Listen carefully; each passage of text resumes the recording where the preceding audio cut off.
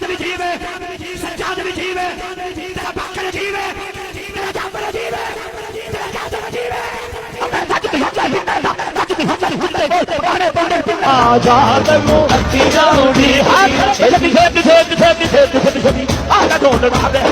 میری لاش گھمائی جائے ان کی گلیوں۔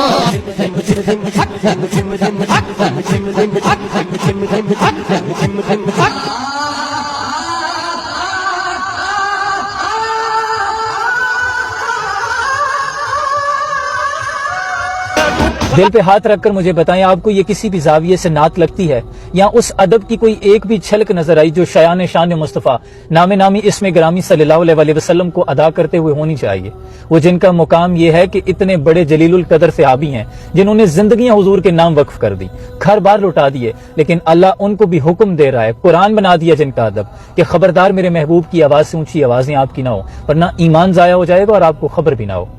یاد رکھیں، نعت لکھنا تلوار پہ چلنے کے مترادف ہے۔ ہمارے صوفیاء بزرگ نے ہمیشہ یہی کہا کہ نعت کے معاملے میں ذرا سی کوتاہی آپ کو ایمان سے خارج کر سکتی ہے۔ جب اتنے بڑے صحابیوں کو اللہ حکم دے رہا ہے کہ ادب کو ملحوظ خاطر رکھا جائے،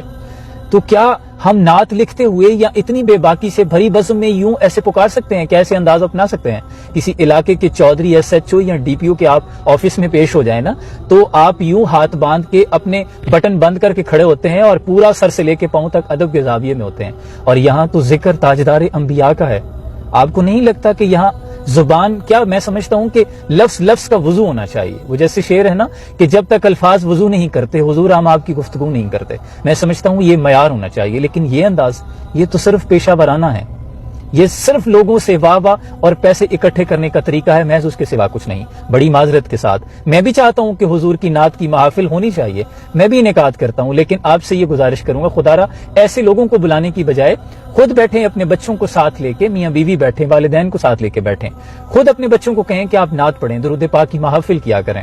جتنا درود پڑھ سکتے ہیں پڑھا کریں، لیکن ایسے لوگوں، پیشہ ورانہ لوگوں سے بچیں۔ میری ان سے کوئی ذاتی رنجش نہیں، لیکن یہاں بات حضور کی عزت اور ناموز کی ہے۔ ادب پہلا کرینہ ہے محبت کے کرینوں میں۔ آپ ذرا ایک لمحے کے لیے یہ نعت مقبول سنیں اور اس کے بعد آپ خود انالیسس کر لیں گے کہ کون سی آپ کو نعت لگی اور کس کو سننے کے بعد دل میں آپ کی کیفیت اتری۔ ہمارے شوق و محبت کی انتہا وہ ذات، ہمارے شوق و محبت کی انتہا وہ ذات، ہمارے ذوق و تمنا کی محتاج وہ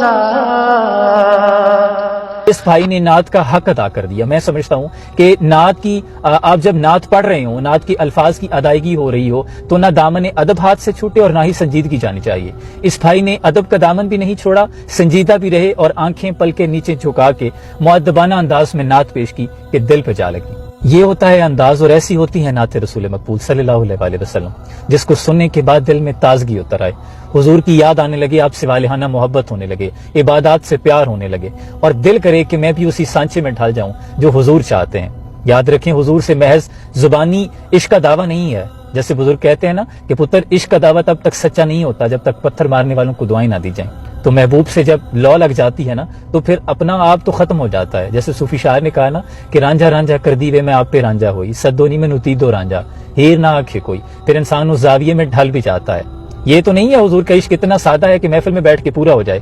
دنیاوی عشق میں مبتلا ہو جاؤ تو رات دن کا کھانا بھول جاتے ہو، ماں باپ سے لڑتے ہو رشتے کروانے کے لیے۔ یہ دنیا کا عشق ہے، عشق مجازی ہے، اور یہاں حضور کا عشق اتنا سادہ ہے کہ محض دعوے کیے اور ختم،